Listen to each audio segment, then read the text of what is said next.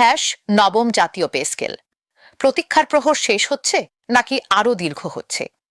দেশের প্রায় 14 লাখ সরকারি কর্মকর্তা কর্মচারী এবং 9 লাখ পেনশনভোগীর চোখ এখন একটিমাত্র ঘোষণার দিকে।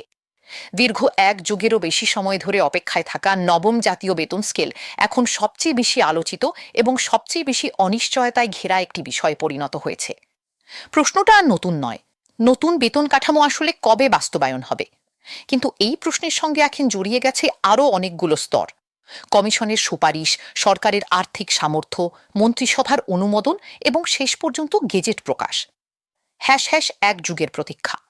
সবশেষ অষ্টম বেতন কাঠামো কার্যকর হয়েছিল 2015 সালে।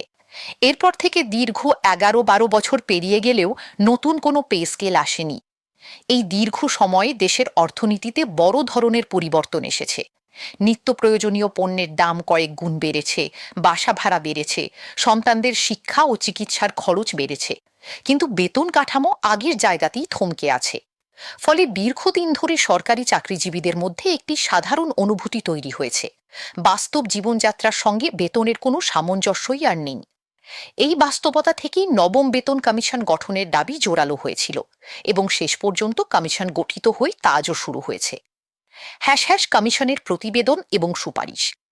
সাবেক অর্থ সচিব জাকির আহমেদ খানের নেতৃত্বে গঠিত নবম জাতীয় বেতন কমিশন দীর্ঘ পর্যালোচনার পর তাদের চূড়ান্ত প্রতিবেদন সরকারের কাছে জমা দিয়েছে। কমিশন জানিয়েছে তারা এই প্রতিবেদন তৈরির আগে 150-র বেশি সভা করেছে এবং কয়েক হাজার মতামত বিশ্লেষণ করেছে, যাতে সুপারিশটি বাস্তবতার কাছাকাছি হয়। কমিশনের সুপারিশে সর্বনিম্ন এবং সর্বোচ্চ বেতনের একটি নতুন কাঠামোর কথা উঠে এসেছে, যেখানে সর্বনিম্ন বেতন আগের তুলনায় উল্লেখযোগ্যভাবে বাড়ানোর প্রস্তাব রয়েছে এবং সর্বোচ্চ স্তরেও বড় ধরনের পরিবর্তনের কথা বলা হয়েছে। তবে এই সংখ্যাগুলো এখনও প্রস্তাব পর্যায়ে। চূড়ান্ত গেজেট প্রকাশ না হওয়া পর্যন্ত কোনো নির্দিষ্ট অঙ্ককে নিশ্চিত ধরে নেওয়ার সুযোগ নেই। হ্যাশট্যাগ প্রতিবেদন জমার পরও কেন এত দেরি? এখানেই তৈরি হয়েছে সবচেয়ে বড় প্রশ্ন। একটি বেতন কমিশনের প্রতিবেদন জমা পড়াই শেষ কথা নয়। এরপর শুরু হয় আরও দীর্ঘ একটি প্রক্রিয়া। প্রতিবেদনটি সংশ্লিষ্ট মন্ত্রণালয় ও বিশেষজ্ঞ কমিটির মাধ্যমে খুঁটিনাটি পর্যালোচনা করা, সরকারের সামগ্রিক আর্থিক সামর্থ্য এবং বাজেটের ওপর সম্ভাব্য প্রভাব যাচাই করা, মন্ত্রিসভার আনুষ্ঠানিক অনুমোদন নেওয়া এবং সবশেষে আইন মন্ত্রণালয়ের মাধ্যমে গেজেট আকারে প্রকাশ করা। সাম্প্রতিক তথ্য অনুযায়ী একটি 10 সদস্যের বিশেষ কমিটি বর্তমানে কমিশনের সুপারিশগুলো গভীরভাবে যাচাই বাছাই করছে। অর্থ ও পরিকল্পনা মন্ত্রণালয়ের পক্ষ থেকেও জানানো হয়েছে, গেজেট প্রণয়নের কাজ এখন চূড়ান্ত পর্যায়ে রয়েছে এবং মন্ত্রিসভার আনুষ্ঠানিক অনুমোদন পাওয়ার পরপরই প্রজ্ঞাপন জারির প্রক্রিয়া শুরু হবে। অর্থাৎ প্রক্রিয়াটি একেবারে থমকে নেই, তবে প্রতিটি ধাপেই সময় লাগছে। এই সময়টাই কর্মচারীদের কাছে সবচেয়ে বড় অস্থিরতার কারণ হয়ে দাঁড়িয়েছে। হ্যাশট্যাগ অর্থনৈতিক ভারসাম্যের কঠিন সমীকরণ। নতুন বেতন কাঠামো মানেই সরকারের রাজস্ব ব্যয়ে বড় ধরনের বৃদ্ধি। 14 লাখের বেশি কর্মচারী এবং 9 লাখের বেশি পেনশনভোগীর বেতন ভাতা ও পেনশন একযোগে বাড়ানো হলে জাতীয় বাজেটে তার প্রভাব যথেষ্ট গভীর হবে। তাই অর্থনীতিবিদদের একটি বড় অংশ মনে করছেন, কর্মচারীদের ন্যায্য প্রত্যাশা পূরণ করার পাশাপাশি রাষ্ট্রের সামগ্রিক আর্থিক সক্ষমতা, মূল্যস্ফীতির গতি প্রকৃতি এবং বাজেট ঘাটতির বিষয়টিও মাথায় রাখতে হবে। এই ভারসাম্য তৈরি করাই এখন সরকারের সামনে সবচেয়ে বড় চ্যালেঞ্জ। একদিকে কর্মচারীদের দীর্ঘদিনের ন্যায্য দাবি, অন্যদিকে দেশের সামগ্রিক অর্থনৈতিক বাস্তবতা। এই দুইয়ের মাঝে সামঞ্জস্য রেখেই চূড়ান্ত কাঠামো ঠিক করতে হবে। আগামী অর্থবছরের বাজেট এক্ষেত্রে একটি গুরুত্বপূর্ণ সূচক হয়ে উঠতে পারে। বাজেটে নতুন পে স্কেলের জন্য কি পরিমাণ অর্থ বরাদ্দ রাখা হয় তা থেকেই স্পষ্ট হবে সরকার আসলে কত দ্রুত এবং কতটা ব্যাপক পরিসরে এই কাঠামো বাস্তবায়ন করতে চায়। হ্যাশ হ্যাশ কর্মচারীদের ক্ষোভ, প্রত্যাশা এবং সতর্ক আন্দোলন। দীর্ঘদিন ধরে বিভিন্ন সরকারি কর্মচারী সংগঠন তাদের দাবি জানিয়ে আসছে।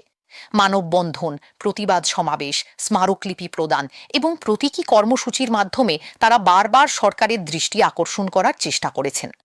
তবে সরকারি চাকরির বিধি অনুযায়ী প্রকাশ্য আন্দোলনের ক্ষেত্রে নানা সীমাবদ্ধতা থাকায় কর্মচারীদের মধ্যে এক ধরনের সতর্কতাও লক্ষ্য করা যায়। তারা দাবি তুলছেন, কিন্তু সীমার মধ্যে থেকেই। অনেক কর্মচারীর মতে বর্তমান বেতন দিয়ে সংসার চালানো ক্রমশ কঠিন হয়ে উঠছে। বিশেষ করে নিম্ন ও মধ্যম গ্রেডের কর্মচারীদের জন্য এই চাপ সবচেয়ে বেশি অনুভূত হচ্ছে, কারণ মূল্যস্ফীতির প্রভাব সবচেয়ে বেশি পড়ে সীমিত আয়ের পরিবারগুলোর ওপরই। রাজনৈতিক প্রেক্ষাপট, বর্তমান সরকারের মেয়াদেই কি বাস্তবায়ন সম্ভব? সময় যত গড়াচ্ছে ততই একটি প্রশ্ন জোরালো হচ্ছে, বর্তমান সরকারের মেয়াদের মধ্যে কি নবম পে স্কেল পুরোপুরি বাস্তবায়ন করা সম্ভব হবে? গেজেট প্রণয়ন প্রক্রিয়া চূড়ান্ত পর্যায়ে থাকার খবর কিছুটা আশার সঞ্চার করলেও প্রশাসনিক জটিলতা ও অনুমোদনের ধাপগুলো এখনও বাকি থাকায় নির্দিষ্ট কোনো তারিখ বলা কঠিন। যদি বর্তমান মেয়াদে সম্পূর্ণ বাস্তবায়ন সম্ভব না হয়, তাহলে বিশ্লেষকদের ধারণা এই ইস্যু পরবর্তী নির্বাচিত সরকারের সামনে একটি বড় চ্যালেঞ্জ হয়ে দাঁড়াবে। সেক্ষেত্রে নতুন সরকার বর্তমান কমিশনের সুপারিশ যেভাবে আছে সেভাবেই গ্রহণ করবে, নাকি নতুন করে পর্যালোচনা করবে, তা এখনই নিশ্চিত করে বলা সম্ভব নয়।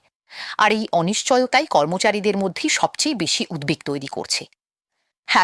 এখন কি করণীয়, কি প্রত্যাশিত? সব মিলিয়ে পরিস্থিতি একটি সিদ্ধান্তের অপেক্ষায় স্থির হয়ে আছে। কমিশনের সুপারিশ ইতিমধ্যে জমা পড়েছে, প্রশাসনিক পর্যালোচনাও চলছে, গেজেট প্রণয়নের কাজও এগিয়ে যাচ্ছে বলে জানা যাচ্ছে। কিন্তু চূড়ান্ত ঘোষণা না আসা পর্যন্ত নির্দিষ্ট কোনো বেতন কাঠামো, ইনক্রিমেন্টের হার বা বাস্তবায়নের তারিখকে নিশ্চিত বলে ধরে নেওয়া উচিত নয়। সরকারি কর্মকর্তা কর্মচারী এবং পেনশনভোগীদের জন্য এখন সবচেয়ে গুরুত্বপূর্ণ হল অর্থ মন্ত্রণালয়ের আনুষ্ঠানিক প্রজ্ঞাপনের দিকে নজর রাখা। যে কোনো নতুন ঘোষণা, মন্ত্রিসভার অনুমোদন বা গেজেট প্রকাশ হলে তা পুরো পরিস্থিতিকে নতুন মোড় দিতে পারে। আপাতত অপেক্ষা শুধু একটি জিনিসেরই, চূড়ান্ত সরকারি প্রজ্ঞাপনের।